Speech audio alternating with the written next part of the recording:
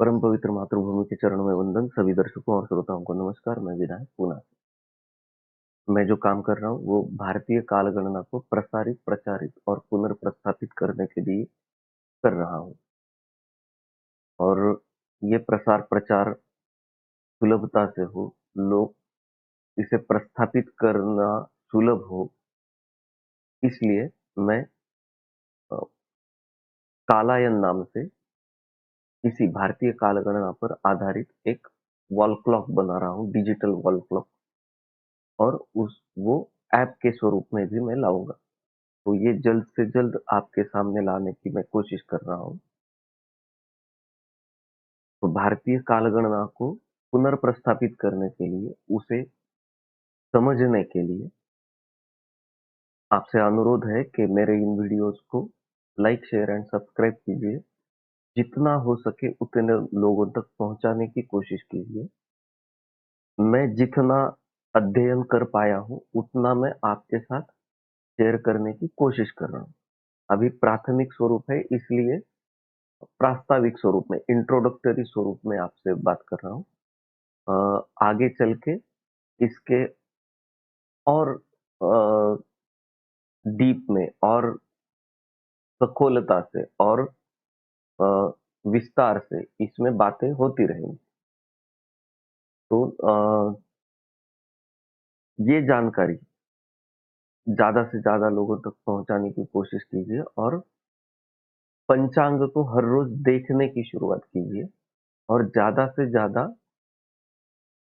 इसे प्रचलन में लाने की कोशिश कीजिए। ये अनुरोध है मेरा। तो ये जानकारी लोगों तक पहुंचे, इसलिए मैं जो ये वीडियो सीरीज बना रहा हूँ उसमें पिछले एपिसोड में हम नक्षत्र, इस अंग का परिचय, पंचांगों में से नक्षत्र इस अंग का परिचय पिछले एपिसोड में लिया। तो आज हम दो अंगों की जानकारी लेंगे, एक योग और दूसरा करण। तो योग, इसके बारे में कहने से पहले पिछले एपिसोड में जो मैंने अ, क्रांति प्रदेश कहा था, तो वो क्या है कि पृथ्वी से ये जो सातों ग्रह हैं, चंद्र, सूर्य और बाकी के पांच, ये भ्रमण करते हुए जो दिखते हैं हमें, तो उनका भ्रमण मार्ग आकाश के जिस विभाग में आता है, इन सभी ग्रहों का मिला के कुछ 15 अंश के विभाग में ये सारे भ्रमण मार्ग होते हैं। तो इस 15 अंश के विभाग को क्रांति प्रदेश कहा जाता है। और इसमें से सूर्य का जो भ्रमण मार्ग है, सूर्य जिस मार्ग से चलता हुआ दिखता है पृथ्वी से, उस मार्ग को, उस कक्षा को क्रांति वृत्त कहा जाता है। और ये क्रांति वृत्त ही प्रमाणभूत है। और इसके संदर्भ में बाकी सारे कक्षाओं को, बाकी सारी कालगणना को इस क्रांति वृत्त को प्रमाण मानकर देखा जाता है। तो बाकी के जो ग्रह हैं उनका जो भ्रमण मार्ग है, उसको उस ग्रह का विक्षेप वृत्त कहा जाता है। यानी चंद्र का अलग विक्षेप वृत्त है, वो इस सूर्य के क्रांति वृत्त से थोड़ा क्रॉस जाता है। और अलग अलग ग्रहों के थोड़े इधर उधर उन्हीं 15 अंश के विभाग में सारे विक्षेप वृत्त होते हैं। तो इसमें अब हमारा नक्षत्र मंडल जहां से शुरू होता है वो अश्विनी नक्षत्र का प्रथम बिंदु है, जहां से शुरू होता है नक्षत्र मंडल। नक्षत्रों के नाम दिए गए हैं, अश्विनी, भरणी, कृत्तिका, रोहिणी, रेवती तक। तो इसमें, इस क्रांति वृत्त पर सूर्य का जितना अंश चलन पूरा होता है उसको सूर्य का भोग कहते हैं। यानी कि सूर्य ने क्रांति वृत्त पर उतने अंश का चलन पूरा किया है। तो ये भोग जो है वो जनरली कला में देखे जाते हैं। कलाओं में यानी एक अंश की 60 कलाएं होती है। तो हमने पिछले इसमें देखा है कि सामान्यतः एक एक दिन में एक अंश सूर्य का चलन होता है। सूक्ष्मता से देखा जाए तो 59 कला 8 विकला इतना सूर्य का चलन औसतन मध्यम मान से 59 कला और 8 विकला चलन सूर्य का एक दिन में होता है। तो समझो कि सौर वर्ष के हम तीसरे दिन को देख रहे हैं, यानी 3 सौर चैत्र इस दिन को देख रहे हैं। तो उस दिन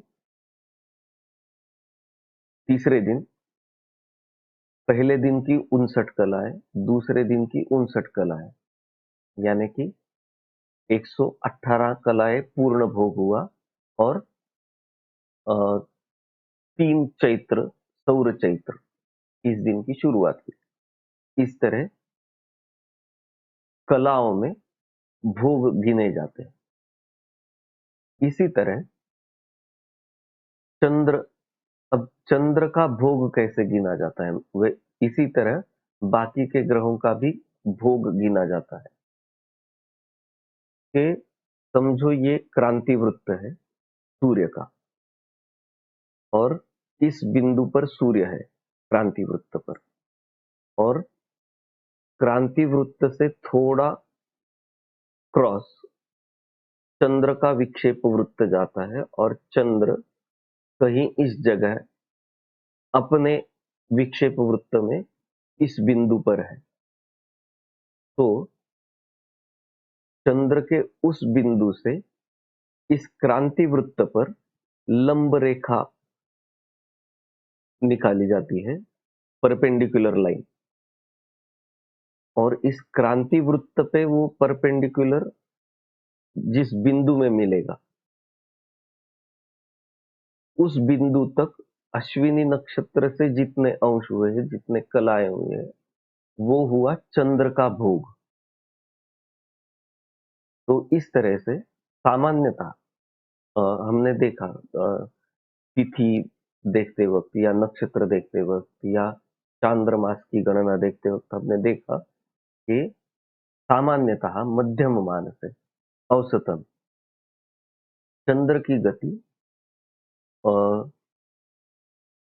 एक दिन में 13 अंश के आसपास होती है। तो सामान्यतः 790 कलाएं इतनी चंद्र की गति होती है मध्यम मान से,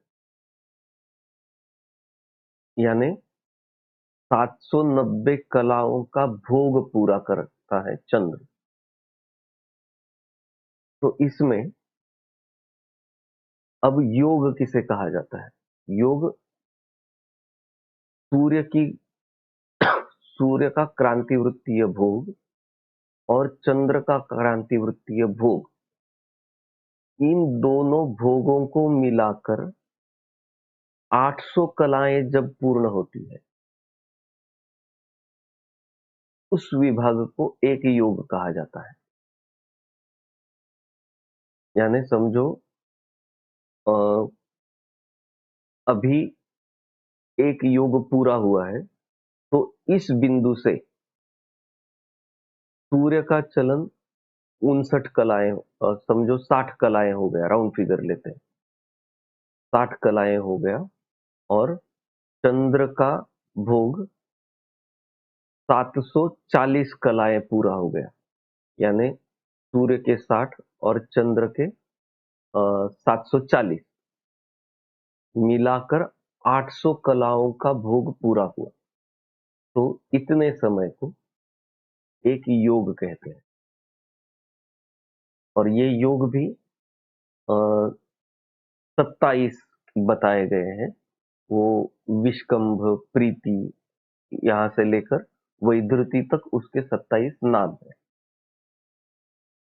वो नाम भी किसी एपिसोड में मैं दूंगा। जिस दिन स्लाइड बनाऊंगा मैं उसमें अ, मैं स्लाइड भी दिखाऊंगा आपको, योगों के नाम और करणों के नाम भी बताऊंगा। लेकिन किसी भी ज्योतिष शास्त्रीय किसी भी छोटे पुस्तक में भी नक्षत्रों के नाम, योगों के नाम, करणों के नाम आपको मिल जाएंगे। इसे कहते हैं एक योग, और ऐसे 27 योग होते हैं, और 27 के बाद फिर से पहला योग होता है विषकंभ योग। इसके बाद का ये हुआ योग, और इसके बाद आता है करण।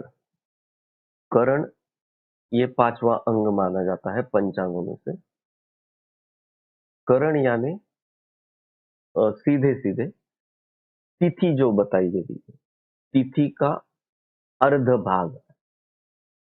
दो भागों में तिथि को देखा जाता है, जैसे हम अहोरात्र को देखते हैं दिन और रात, इसी तरह तिथि दो भागों में देखी जाती है, पूर्वार्ध और उत्तरार्ध। तो इन दो भागों को, तिथि के आधे भाग को करण कहा जाता है। यानी तिथि की जो हमने व्याख्या देखी पिछले तिथि के एपिसोड में, कि चंद्र के 12 अंश चलन को एक तिथि कहा जाता है।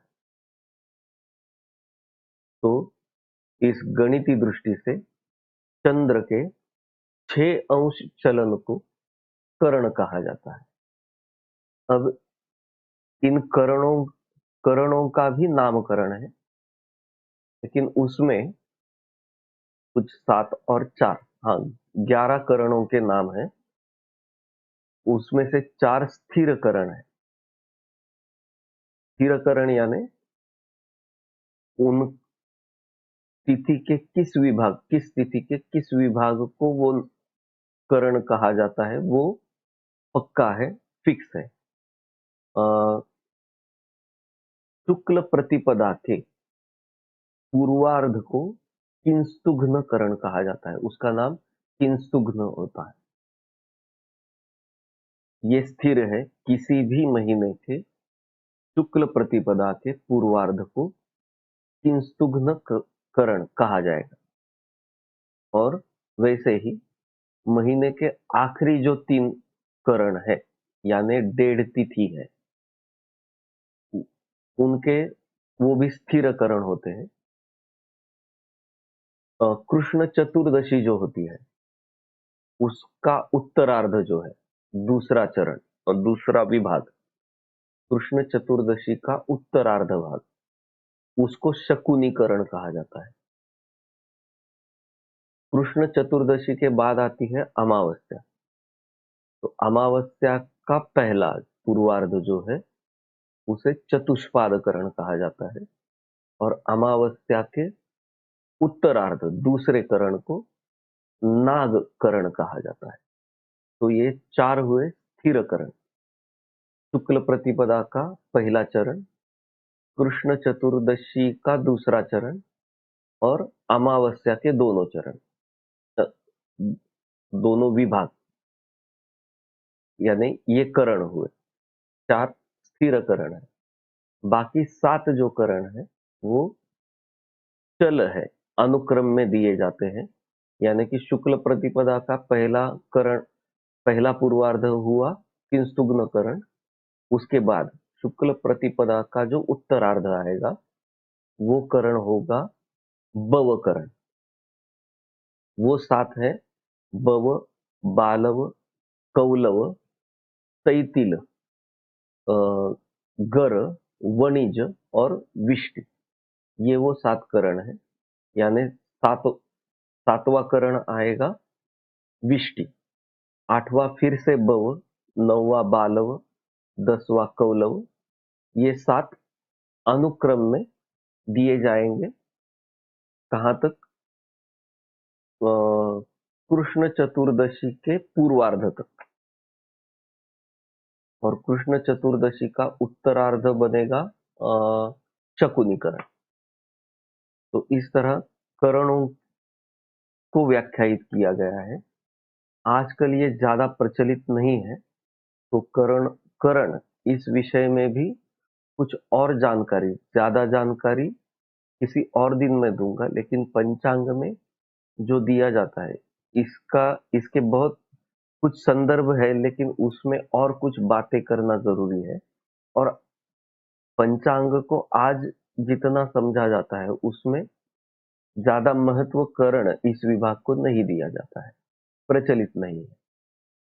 तो अ, योगों के नाम, उसके संदर्भ क्या-क्या है और करण, उनके नाम और उनके संदर्भ क्या-क्या है, इसके बारे में मैं कुछ अलग वीडियो बनाऊँगा, लेकिन कुछ देर बाद बनाऊँगा। हमारे पहले कुछ बेसिक इन्फॉर्मेशन के वीडियोज़ पूरे हो जाने पर ऐसी ज़्यादा ज़्यादा जो जानकारी रहेगी, उसके बारे में कुछ अलग वीडियोज़ बनाने की मैं कोशिश करूँगा। तो आज का एपिसोड यहाँ खत्म करते हैं। आज हमने 2 अंगों की जानकारी ली, योग और करण। तो फिर से आपसे अनुरोध है, विनती है कि इस जानकारी को ज़्यादा से ज़्यादा लोगों तक पहुँचाने की कोशिश कीजिए। लाइक, शेयर एंड सब्सक्राइब कीजिए और इंटरैक्ट करने की कोशिश कीजिए। हो सके तो कमेंट में कुछ लिखकर आप पूछ भी सकते हैं या मैंने डिस्क्रिप्शन में मेल एड्रेस दिया है, उस पर भी कॉन्टैक्ट कर सकते हैं। धीरे-धीरे मैं भी ज़्यादा अपग्रेड होता जाऊँगा। अ, जैसे ये मेरी घड़ी बन जाएगी, ऐप बन जाएगा, उसी वक़्त कालायन नाम से ही वेबसाइट भी शुरू होगी। तो कम्युनिकेशन के लिए भी आसानी होती जाएगी धीरे-धीरे। तब तक जितना हो सके भारतीय कालगणना को समझने का और प्रत्यक्ष व्यवहार में लाने का प्रयास शुरू कीजिए। तो इस अनुरोध के साथ आज का एपिसोड यहाँ खत्म करते हैं। अगले एपिसोड में नई जानकारी के साथ मिलेंगे। तब तक के लिए नमस्कार, धन्यवाद, भारत माता की जय।